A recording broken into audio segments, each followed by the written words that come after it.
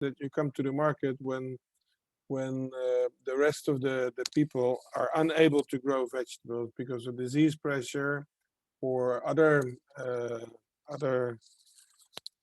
things that can be circumvented or prevented with the use of hybrid seeds. So there's many traits that seed companies breed for.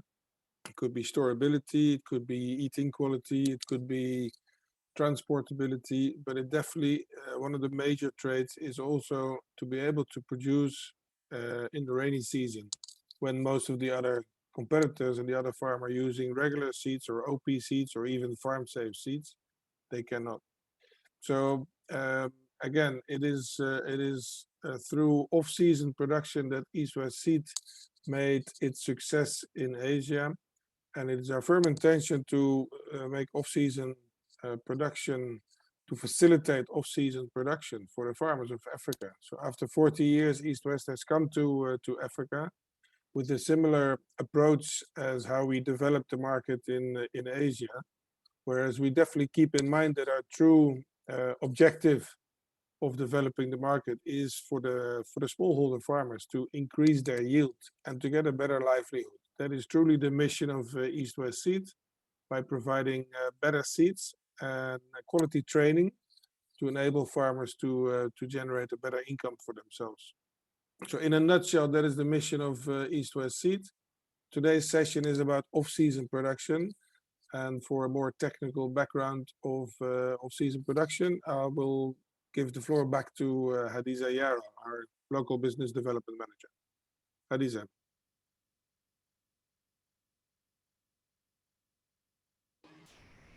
Thank you, Kun. Okay, I can start the presentation. I hope to make the presentation in about 20 minutes. Okay. Kun had given a background on off-season vegetable production, and I think for East West Seed, that is where our strength lies. So we will be undergoing some discussions around off-season production. And as you can see from the topic, this is part one, meaning there is yet more to come as we keep on learning. Okay, so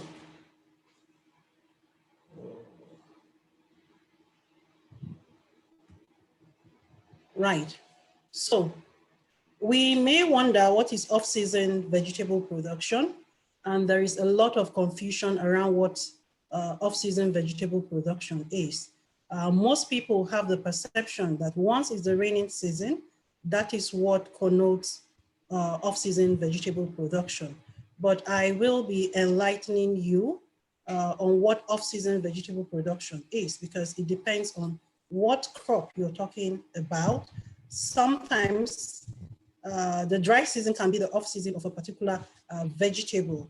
For example, hot, dry season, you discover it's really difficult to grow vegetables around that area because obvious high temperatures, you have a lot of incidents of pests and diseases. So that can also be considered as off-season vegetable production. So basically, off-season vegetable production has to do with planting or growing vegetables at time where the farmers have a very high risk of production due to environmental condition. It will range from high temperatures or maybe high rainfall and sometimes high relative humidity as the case may be. So next, I want us to look at the vegetable industry in Nigeria so that we know what kind of opportunities lie for our farmers.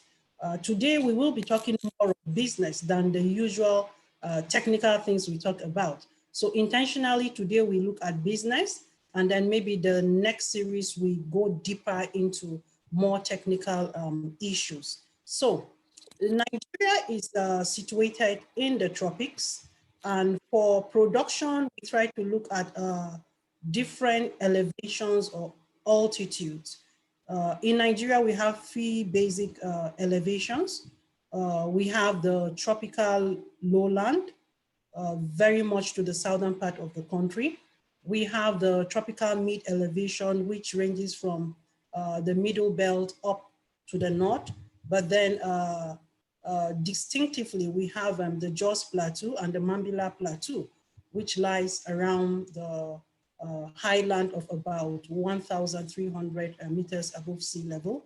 We have lowland areas even as low as less than 10 meters below sea level, and mid elevation can start from maybe 400 to about 900 meters above sea level. So we have all these classifications of the tropics, and East-West Seed pays attention to launching varieties that fit some of these elevations. So that is why most of the times we try to give product knowledge to our customers as well as our agro dealers, so that we don't make the mistake of using one variety in the wrong season. Sometimes you discover customers will use a variety. It's a fantastic variety, yes. But if you use it in the wrong season or in the wrong elevation, you will have your fingers burned. So it's really important we pay attention to such details when we're talking of off-season vegetable production. Then of course, Nigeria, in Nigeria, we have different seasons, different temperatures, different climatic conditions, which I would speak about it maybe in the subsequent slides to come. So this is also tied to the prices of vegetable in the market, because you discover that in the off season, farmers tend to make more profit.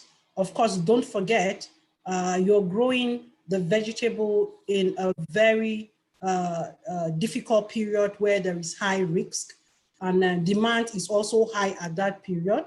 So you discover that from January to February, I have some slide display to see what happens between the month of January and December. Back to back, you will see temperatures fluctuating, the rainfall pattern changing, and so on and so forth. Okay, so you may wonder, what are these obstacles we're facing as farmers in Nigeria? It's not different from Asia, like Kun had mentioned. Asia is very tropical, which is similar to Nigeria. No wonder our varieties can fit perfectly into Nigeria, because Asia has similar climates. So some of the existing problems we have in the system is erratic or inconsistency in the supply of these vegetables. Sometimes you discover the vegetables are of low quality, so much more that when you take your produce to the market, it's being rejected.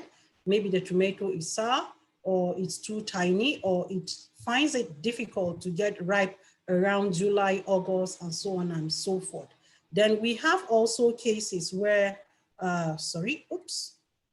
we have cases where we have, we're faced with infrastructural problems. Our roads are bad. Hardly do we find a very good and convenient storage facility. The distances are sometimes doubled or tripled because the roads are bad. A journey of 2 hours can take you maybe 4 or 5 hours to get across. So imagine you have perishables and it has to travel all the distance. A lot of things can go wrong. Aside issues around the driver telling you, oh, the truck has broken down, or he's caught up with maybe agencies, he needs to pay this fee, and so on and so forth.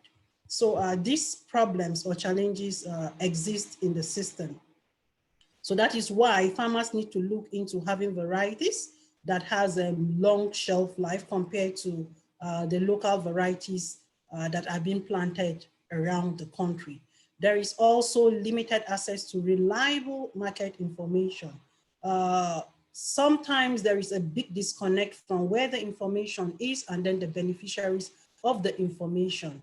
You have to dig deep. Apart from digging deep, the information might not be reliable. You have to break your head to really understand what are these information you're looking for and how to utilize the information. So farmers sometimes don't have access to information as to where to sell the produce, where will they have better market prices, and so on and so forth. And then if we're talking about market information, you will bring into play some kind of agri-tech meaning some technology has to come to play in order to have like a fast dissemination of some of this information from where it's lying. There's also, oops, I'm trying to get off, okay, something off my screen. Of course, we know that the technical know-how of our farmers is quite poor, where the cultural practices are shabby. People are still struggling, and I think that is where East West Seed comes in. We try to bridge that gap.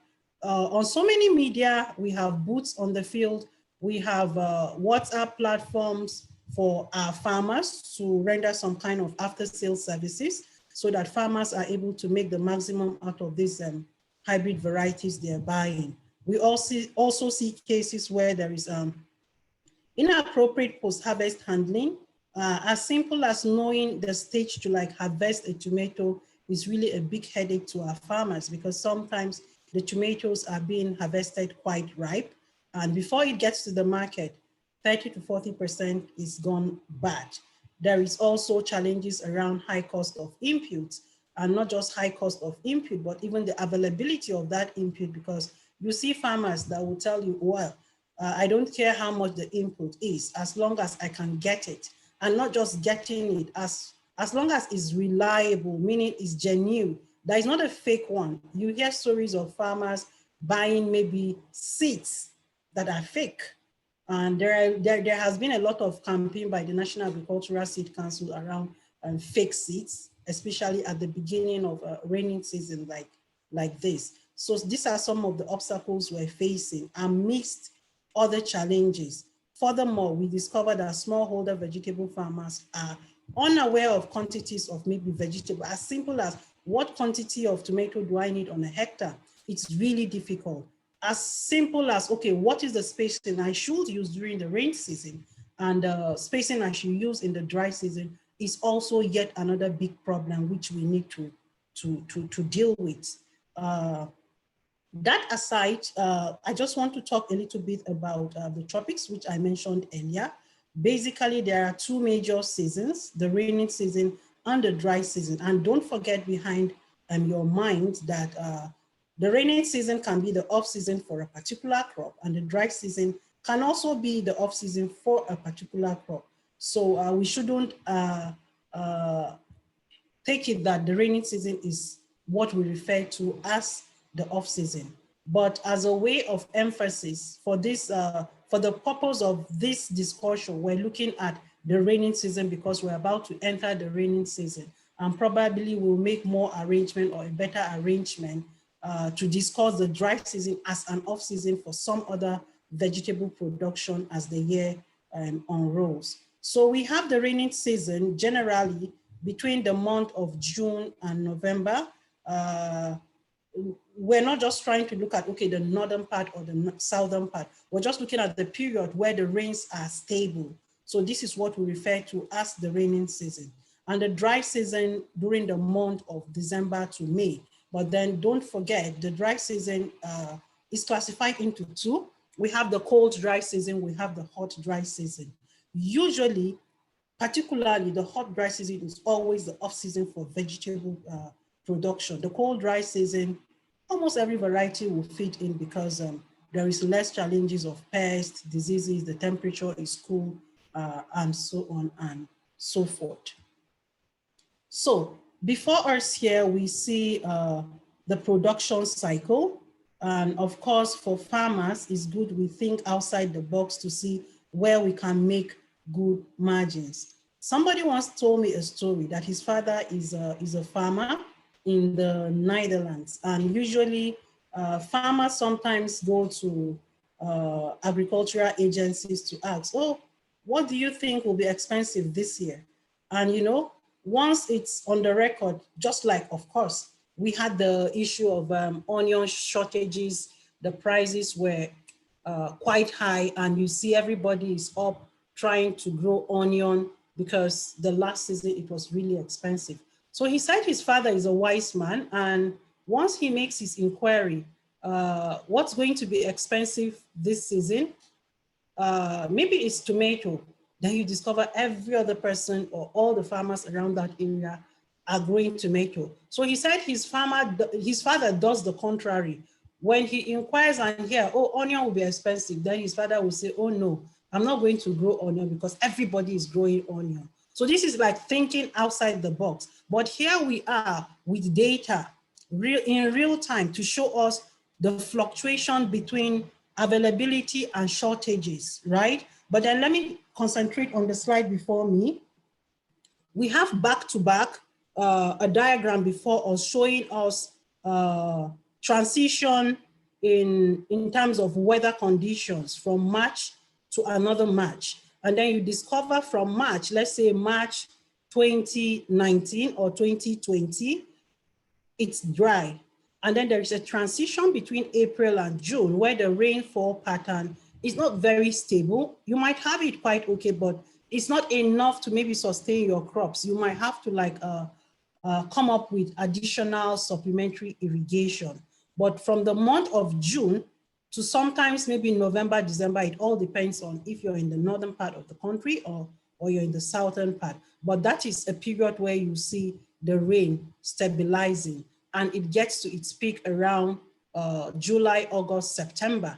So that is the peak of the raining season. And shortly after that, you now discover there is also again yet another transition between the wet to dry season. And don't forget, during this transition is where we have high temperatures, and it's really difficult to also cultivate vegetables. So it's a transition between the very hot season and the very wet season. If you're unable to get varieties that fit into this period, then you will struggle all the way. It starts from the variety, it starts from the genetics. So if you get it wrong from the start, be sure that all the way it's going to be what? It's going to be wrong. It's not going to go well with you, right? So I want to make progress from this point. So we will now answer the question properly. What is this off-season vegetable production we're talking about? Like I mentioned earlier, it refers to planting vegetable at a time where risk is high due to environmental condition. So this risk period entails high temperatures where the plants are struggling to maybe produce. For example, cabbages. You see when the temperature is quite high, the head will not form. Same thing with cauliflower, it will not form. For tomato, it's critical. Once the temperature is quite high, it's difficult for the flowers to even set fruit. That is why we keep on talking about our Platinum F1 variety, because it's one of those varieties that has a very good heat set. Like most of our breeders will tell you, if Platinum F1 does not survive high temperatures, then no other tomato in the world will survive, right? So some of these high temperatures, you really need to be wise to know what variety to use at that period. We also have periods where the rainfall is quite high, that some tomato varieties cannot withstand such conditions, and you discover there is a lot of flower abortion aside foliar diseases that will affect the crops, because we have seen in the field different level of tolerance of different varieties to foliar diseases. So if you're not careful and you select a variety that is not bred for that purpose, it might be a fantastic variety, no doubt about that. But if it doesn't fit into that season, you will have your fingers burned. Then there are situations where you discover there is high prevalence of pests and diseases, right? Because the temperatures are quite high. Aside maybe in the peak of the raining season, you have a lot of fungal and bacterial diseases. So you need to be street-wise to be able to make a good selection of varieties in order to make it during this harsh climatic condition. Before me here, I have a map, or will I say a graph of a survey we did as East West Seed to see price fluctuation between the raining season and the dry season. But here we're looking at prices, how the prices have evolved from one year to another. This is for tomato, and this is for the northern part of Nigeria. This data was collected in Kaduna and Kano. But then again, don't forget, when we're talking in terms of tomato, the bigger players determine what happens in the market, meaning if tomato is selling for 50,000 Naira for a basket in Kano, then Lagos should be prepared to buy it almost double the price. So if we look at this graph, this is a data from December 2019 to another December 2020. These are prices fluctuating. So if you look at the graph, somewhere around December, January, February, it was all rosy, but immediately it got to the month of March, you can see the price shooting up. And it shot up to a point where it's really high. The graph has to cut it up. And that's the period between March, April, May, June, July, and sometimes in August, the prices will begin to drop. What are we saying? It's good our farmers make hay while the sun shines, meaning you don't plant the tomato in the month of maybe June, July. No, you have to work backwards, meaning you should have asked yourself this question as to when will these prices appreciate? And once you determine the period where the prices appreciates, then you should plant like 3 months or 2 months away, so that at the time you're harvesting, you are hitting the market with your product and the prices are appreciable. But don't forget, these are, your planting will be in a very high risky condition. And of course, you don't have to go 1 hectare, 2 hectares because you really want to hit the market. You can downscale it because already price will compensate you for size. So this is some of the things we are trying to educate the farmers, and you can't just do that without a very good variety in the field that can withstand some of these high risk conditions. So what are the opportunities and what do we have as East-West Seed for our farmers? Don't forget, we had said earlier, it's quite lucrative for you to grow your vegetables within this window period, but there is a question mark, a very big question mark. But I think not to worry, East-West Seed is doing a lot in terms of breeding, in terms of bringing good varieties to the farmer's table. So what are we doing? One of the points I have there is what? Quality seeds. We have seeds for different seasons, for different climatic conditions that can withstand some of these challenges. Secondly, we also need to talk about protective agriculture, right? And then for East-West Seed, we don't just throw the seeds on our customers. We give the customers the seeds and then we still follow up with a lot of advices. We have boots in the field from the north to the south, to the east and west of Nigeria to ensure that our farmers make the maximum out of the varieties they are purchasing. So if you marry good agricultural practices with quality seeds, at the end of the day, you're going to have a bumper harvest. But we have seen scenarios where farmers will take the pains of purchasing these seeds, but will throw them into the field and wait for divine intervention that somehow along the way, God will help them that the farm will be good. The field will be weedy. They wouldn't bother to spray. They wouldn't even bother to water. And what do you get at the end of the day? A lot of complaints. Oh, the seeds are bad, but then check out the practices. And when you see the picture the person is presenting, you feel so sorry for that person. So we always will preach. We have good seeds, yes, but then you need to also what? Do the right things in order to make a good harvest from those hybrids. Good. So East-West Seeds varieties are good varieties you can take advantage of. And for the purpose of this discussion, I'm looking at 2 basic crops, and these are crops that has the highest price fluctuation in vegetables, not just vegetable, even among field crops. Tomato and onion is critical. For our tomato varieties for off-season production, we have Platinum F1, we have Padma F1, we have Diva F1. So whichever you're using for the off-season, meaning the raining season that we are going into now, these are fantastic varieties. But don't forget behind your mind, will describe Platinum F1 to farmers as a rugged tomato variety, meaning like Nigerians will say, it's Odeshi. Come rain, come sunshine, Platinum F1 is what? Is strong and a good variety to use. So if you look at the right-hand side of my slides, that is Platinum F1.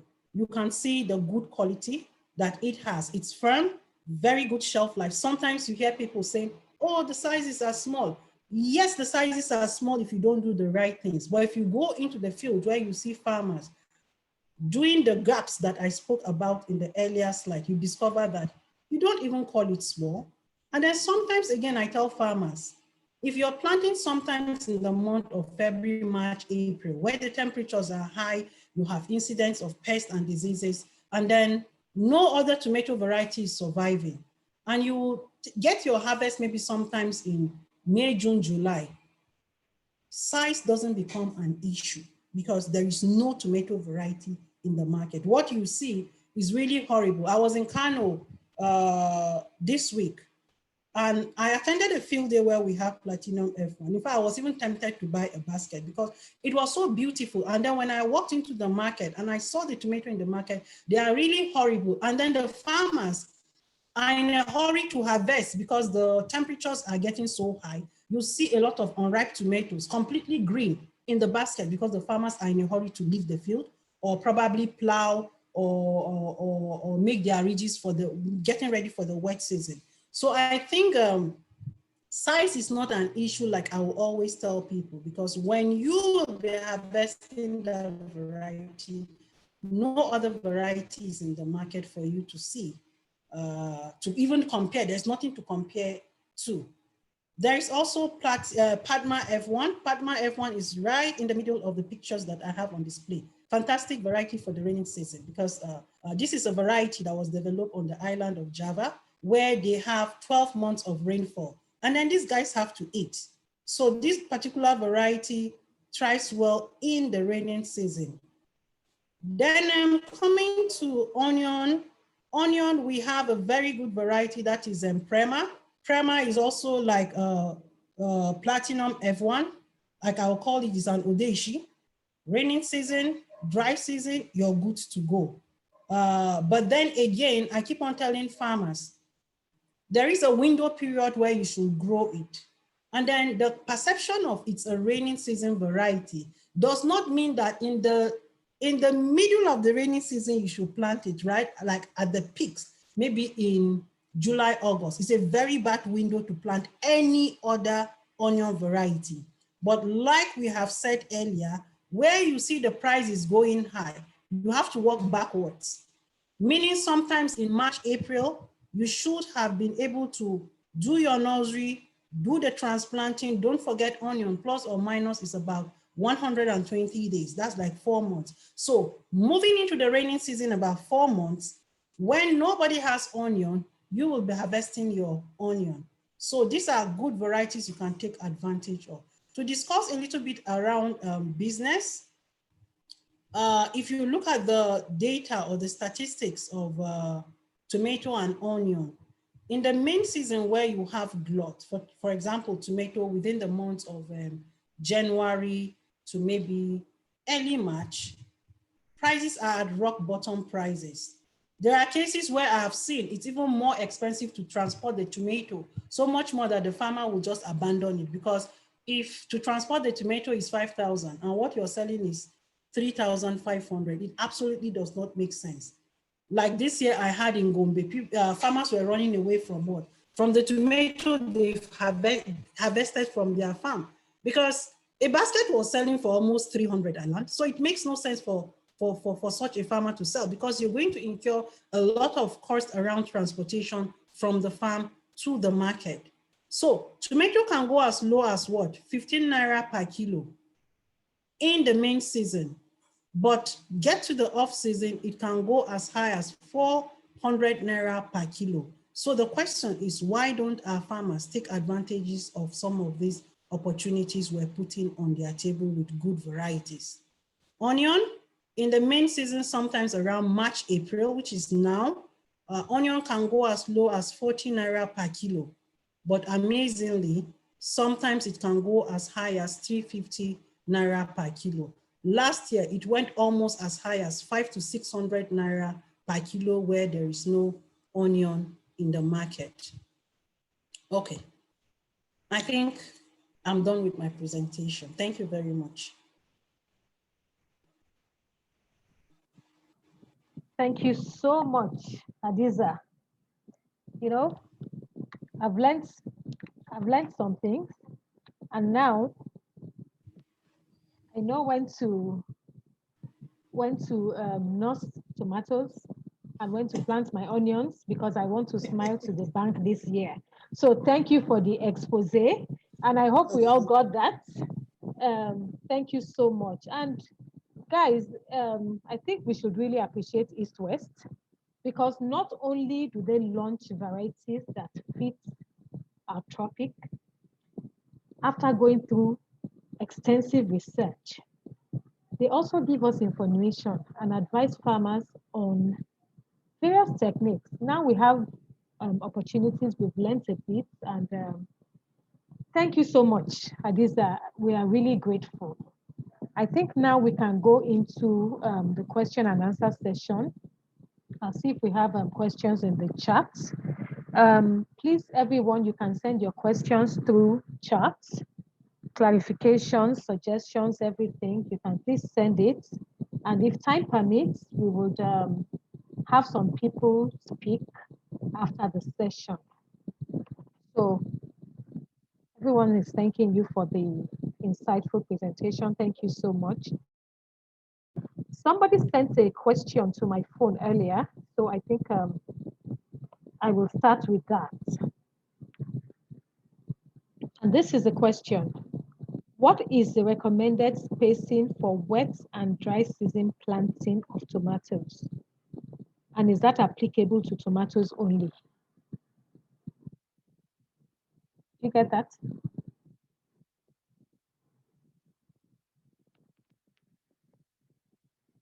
I can't hear you. Yes, I got that. My mute on mute. Yes, good question. I think you're muted. We can't hear you. Muted again. Okay, fine. I said earlier, there is no hold and fast rule about the distance. It's just a plus or minus, and then the idea behind it.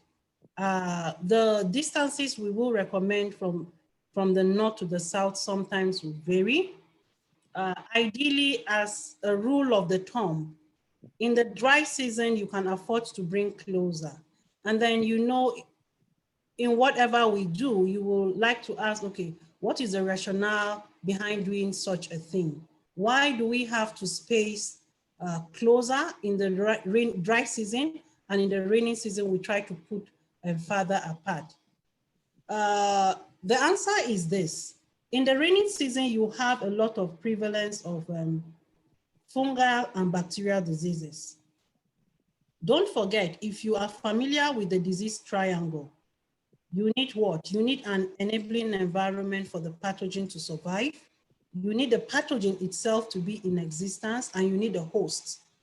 So in managing disease, if you're able to isolate one of these variables, then you can what? Scale through, there will be no incidence of disease. And what we're just trying to do in that case is to make the environment not too comfortable for the pathogens to survive. That's the bacterial and fungal pathogens. So in the rainy season, we advise you space further apart. And if there are disease leaves, you should try to prune so that you don't have it spraying all over your field. For the north, in the dry season, you can afford to do 30 centimeters. As well as the south, you can do 30 centimeters. But in the rainy season, as much as possible in the south, if you can afford it, you can do 60 centimeters for tomato. In the north, you can afford to do 50 centimeters. And don't forget, population almost doubles during the dry season, because if you have a 1 meter bed, you can decide to do double row pattern, right? But you can't afford to do that. And then sometimes, again, out of ignorance, we see a lot of farmers. If you're on our platform, you see, I have a friend there who felt, okay, putting a lot of plant, I will get more yield. But at the end of the day, what happened? I was happy there was a trend of discussion. He lost all the flowers. The flowers kept on aborting. That's for cucumber. It also happens the same for tomato. If you bring it very close, the environment will be very humid. Aside the diseases that you will be confronted with, that's the foliar diseases, you end up with a lot of flowers aborting. You end up with a lot of issues around pollination because it's humid. So the pollen grains becomes too heavy to move, right? So it's really, really important that farmers should be very careful to check out their spacing, to always seek for advice if they don't know. The closer you space, the more the population. The more dispersed you space, the less the population. So for tomato, for example, we advise, or most solanaceous, you can go about 26,000 plants per hectare in the dry season, but sorry, in the wet season. But in the dry season, you can go as high as maybe 33,000 plants, right? So this concept doesn't just hold for tomato, it applies to cucumbers, it applies to all other crops that are sensitive to a lot of foliar diseases. Thank you. Thank you, Hadiza. There's a question here from Haita Adamu. I apologize if I didn't pronounce the name correctly. It says, thank you very much for the presentation.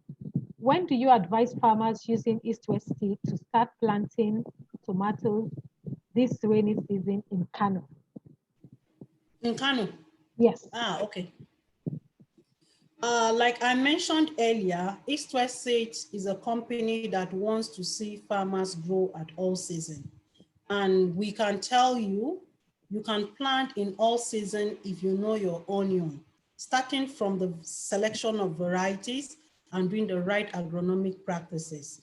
We have field staff going on demonstration all year round, right? We have customers buying our seeds all year round. So for Kano, you can plant at any time, as long as you select the right variety and do the right agronomic practices. For example, we've seen in the field where farmers will plant and they will not water until after 7 days in the same Kano or in other northern parts of Nigeria. And they tell you, well, that is the culture. That's what they learned, right? Or a farmer will tell you, how often do I need to water my tomato? And then the question I ask is, how often do you eat as a human being? And it's like, oh, I eat 2 or 3 times. And I say, okay, fine. Then it's really important that you water this plant almost every day. Because the analogy I give them is, the system they use is a flooding system where you see the basins are packed full with water. And sometimes I see like a lazy man's job, right? Where you overdose and then you underdose. And then I ask the person, if logically in a week you can finish maybe a big bowl of rice, like the local measurement, we say mudus, right? Maybe you can finish like 5 mudu in a week. And then on Monday, I cook the 5 mudus of rice for you and I say, guy, eat it. You discover that there is a limit to which you can eat, right? And then you don't have a fridge, you don't have a storage facility, which of course, you know, plants don't. Before you get to the next Monday, everything goes bad. You can't even eat the rice. So the same thing with plants. Sometimes the kind of practices we do affects the kind of yield. So it is very important to know that for East-West seed, we have varieties for all year round production as long as you're able to comply with the right agronomic practices. So for you in Kano, anytime you can plant tomato variety. For the raining season, you can start now because I've shown you the curve of tomato prices. Once it gets to March, if you go to the market now, you discover that you don't see a lot of tomatoes the way you saw in January. So with East-West seed, I can tell you you're home. Thank you. Thank you. There's a question from Joy Felix Stephen. Can we plant onions at home in a domestic garden? Yes, please. It's possible. As long as you check out the kind of soil, if the soil is not too heavy and clayey, for most root crops or tubers, you know, they will prefer a light soil, else the bulbs cannot form, right? So if the soil is good, why not?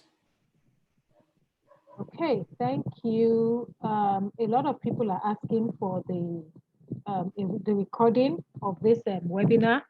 If you would like a recording, please send us your email address. You can send it through chat. We have some email addresses. If we don't have yours, please send it through chat and we'll send the recording to every email address we have. Did you hear me?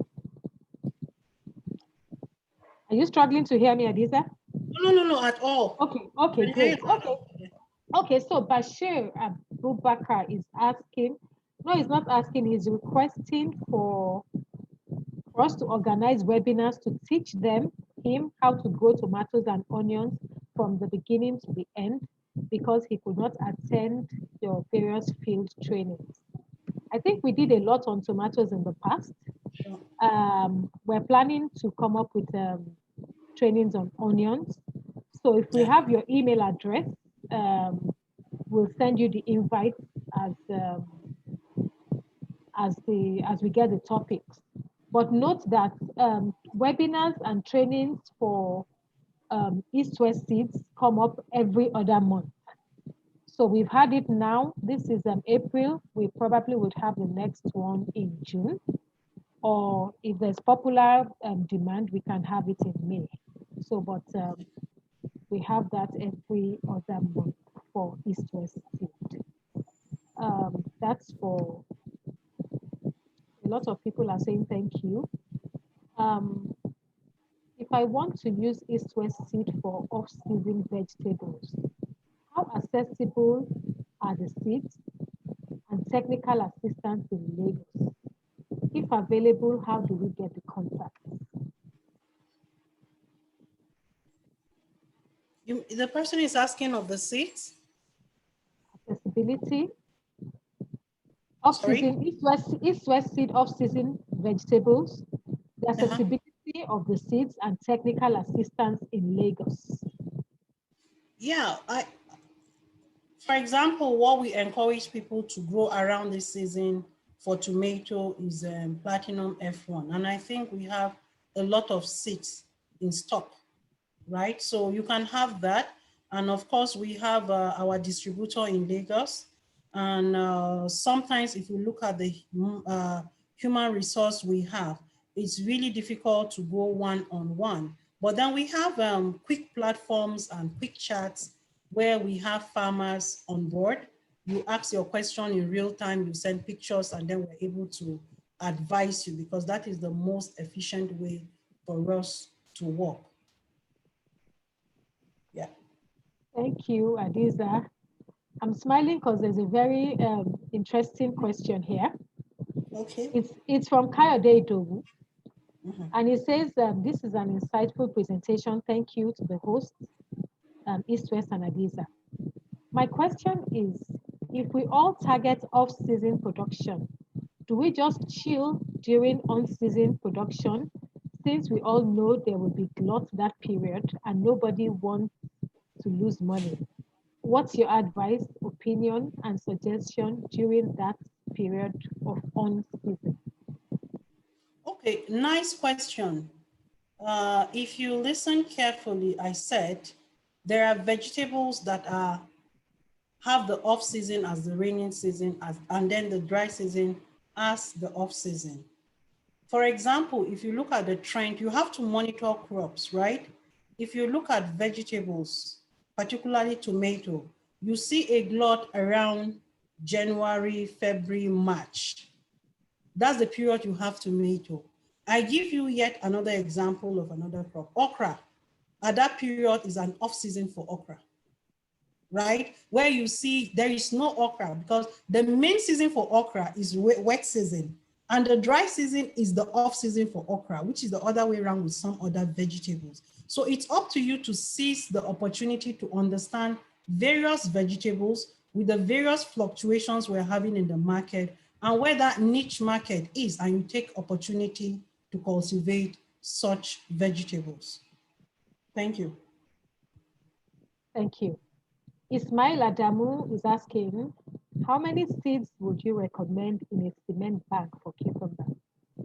How many what? Seeds. Would you Seeds. recommend? Yes, seeds. Would you recommend? You use about 22,000 seeds for a hectare. I was actually asking for a cement bag. Asking for what? A bag of cement. A bag of cement? Yes. I don't understand. So he's probably planting cucumbers in a cement bag. Ah, okay. So how many seeds will fit into the cement bag? Oh, just one place, one seed per bag. I thought it was a hectare. One seed, please. Okay, Babatunde Raji wants to know where he can get your seeds in Kano State. And if we have Ugu seeds. Is Ahmad in the house? I don't think so.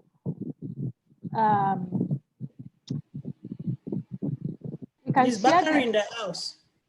I'm not sure. I don't think so. So for Babatunde Raji, we can share details of the distributor in Kano with you.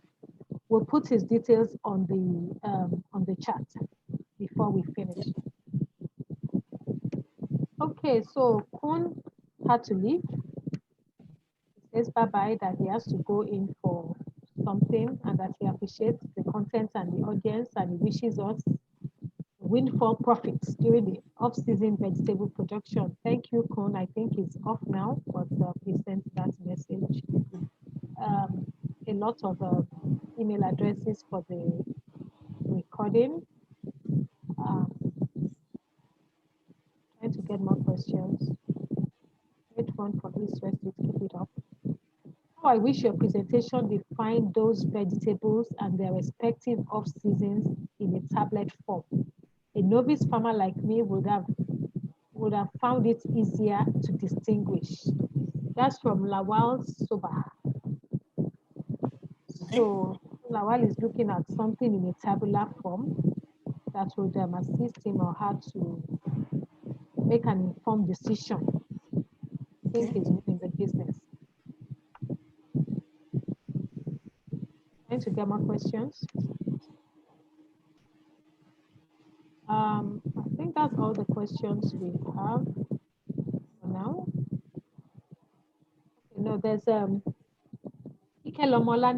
thank you for this insightful training.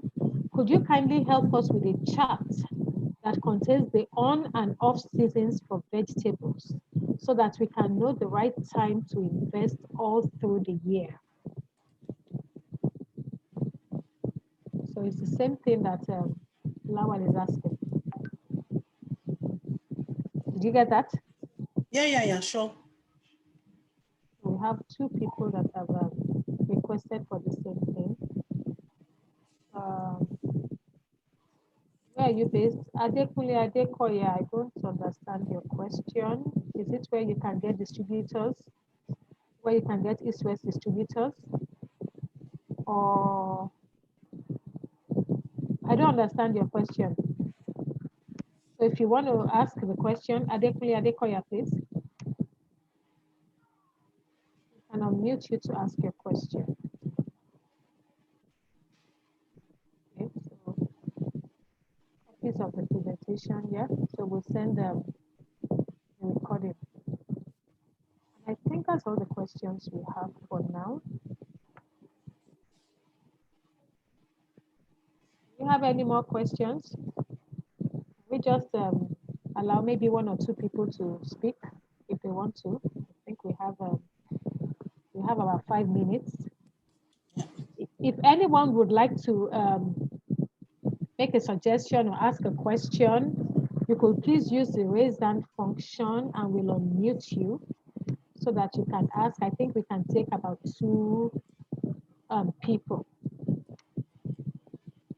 Have any suggestion, contribution, question, we can take 2. Hello, can you hear me? This is Adekunle Adekoya. Okay, yes, we can.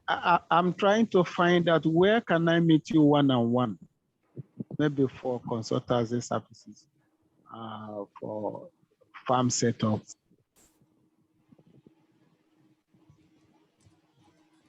Okay. Do you assist in setting up farms from the beginning to the end? Difficult. Adisa, do you want to take that question? Yeah, it's a question I'm always having to deal with. What we do in East West State is we render advices for free, in quote, because it costs us money to do that. We have people in the field, but then usually we give a condition, because every season, I can tell you, we run demonstrations across the country, putting together that of knowledge transfer and then the commercial company, about 300.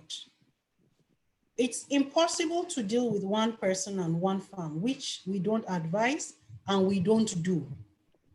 Straight on. But if you are our customers, we still give you after sales services. You have to do it yourself, DIY. If you run into issues, we come to your rescue, because we don't have that manpower to work with you from start to finish. We don't have that human resource to follow farms to help them set them up.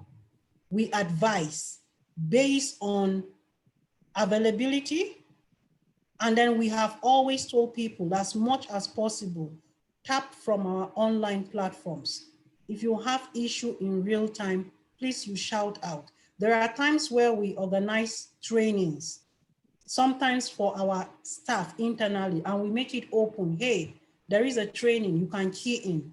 We have field people working with farmers in the field that set up a demonstration from start to finish, which we expect people to leverage on such opportunities to learn, but difficult for us to follow farms to set it up from start to finish. So you can look around you to see where do we have a demo, a demonstration plot that we're nurturing farmers or teaching farmers, because on each site, we have a minimum of 50 farmers in attendance. But the case might be sweeter or might be more enticing if around you have farmers that you think will benefit, and you offer us your piece of land, and we're sure we're going to get 50 or more farmers, then it becomes attractive for us to set up a demo on your farm, but not to set up your farm. We just take maybe a 10 by 10 or a 10 by 20, one crop, we demonstrate from start to finish. Thank you. Okay, nice, thank you. Thank you. We have some requests to be added to the WhatsApp group. If you would want us to add you to the East-West WhatsApp group, please send your number on the chat. Does your company sell fruited pumpkins, ugu? No. Okay, Adisa, go on. No, we don't, sorry. The past 2-3 years, we've been trying to work on indigenous vegetables, which I think we've succeeded with a few vegetables that are indigenous. We've worked on amaranthus. We have worked on Boma eggplant. That is what is known in the Southwest as Ibaba. Some people call it Sika. Some people call it Boma. Some call it Ibaba. So whatever the name is, it's a kind of eggplant that the leaves are used. So during the process of our selection, we sell seeds. We discovered the seeds of ugu are difficult to manage. So we dropped it from our breeding program. So ugu is not a crop of priority for East-West seed for now. Okay. Thank you. And somebody is suggesting that if we come up with the charts, we should post it on the East-West platform, WhatsApp platform. Yeah, sure. So Sure, we will. that will be done. Do we have any more questions? We can take one more before we close.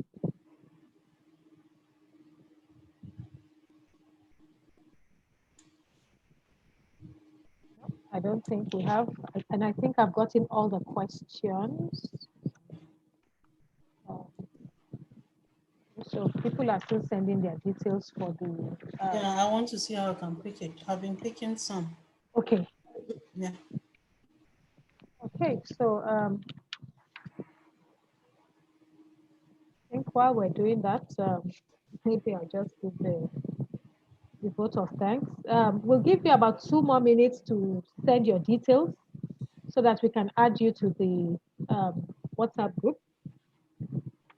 And while we're doing that, I think I just want to say thank you to everybody on behalf of VD&S Farmer Center. Say big thank you to Royal Blue Contractors and East West Seed International. And of course, my dear friend and sister, our speaker for today, Mrs. Yarrow, thank you once again. Every time you just enrich us with knowledge, we appreciate you all the time. Thank you very much. And like I said, I will plan to, I plan to smile to the bank this year with the information you have given us. Thank you so much. And we want to say thank you to all the great farmers that have set out time to attend this webinar today. At VD&S Farmer Center, our aim is to positively impact farmers' lives and businesses. And we trust once again that we have been able to add value to you. For further questions and clarification, please contact us at info@bdsfarmsonline.com. Thank you and God bless you. We'll leave the session on for a few minutes so that we can take your details and add you to the group. Thank you very much and God bless you. Good night, everybody.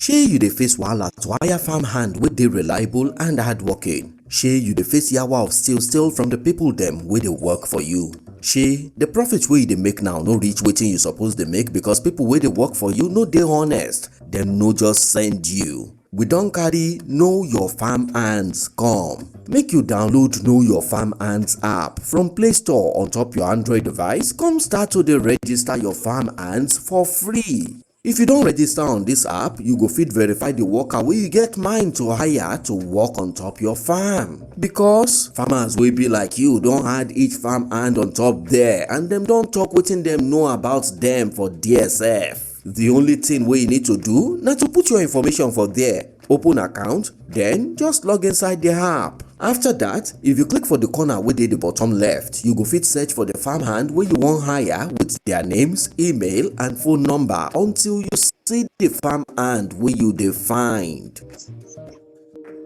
Farmers wey don work with the worker wey you get for mind to hire go flag dem and then give you information as per the experience wey dem get with dem.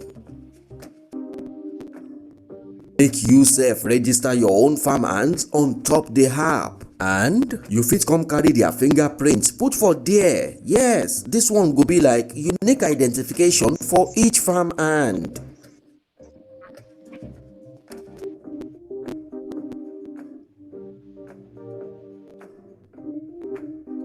Immediately dem don dey registered, just click on top flag to talk wetin you know about dem.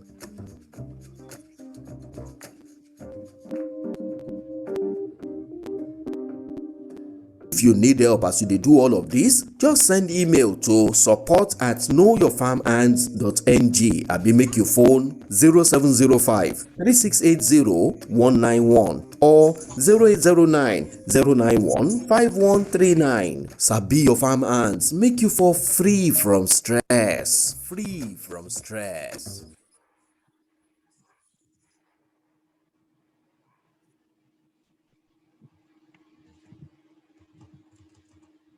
Right.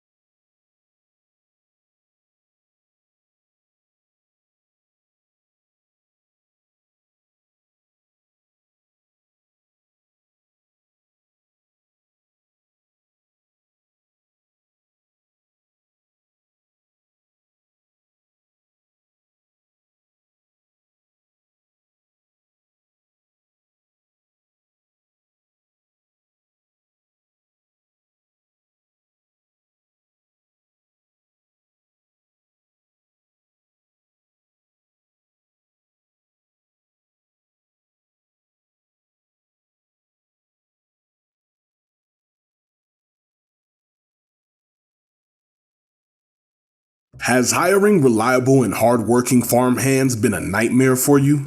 Have you had incidents of pilfering or stealing by your workers? Have your profits been eroded by activities of insincere workers? Introducing Know Your Farmhands. Download Know Your Farmhands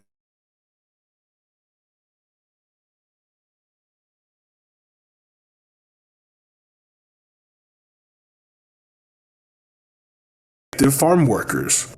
Each farmhand is added and reviewed by farmers just like you. All you have to do is create an account, enter your information, then log in. Then, by clicking at the bottom left corner, you can search your potential farmhands by name, email, and phone number until you find the farmhand you are looking for. Farmers who have worked with your potential staff will flag them and provide information on their experience.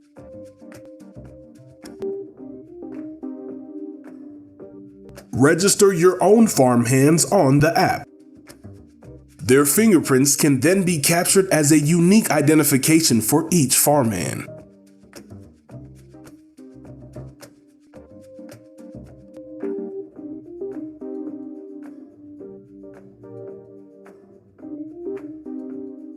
Once they're registered, just click Flag to review them.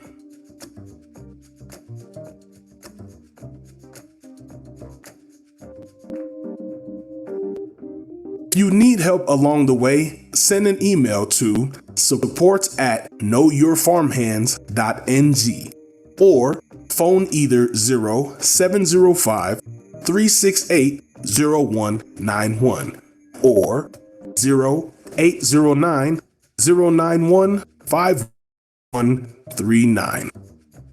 Know your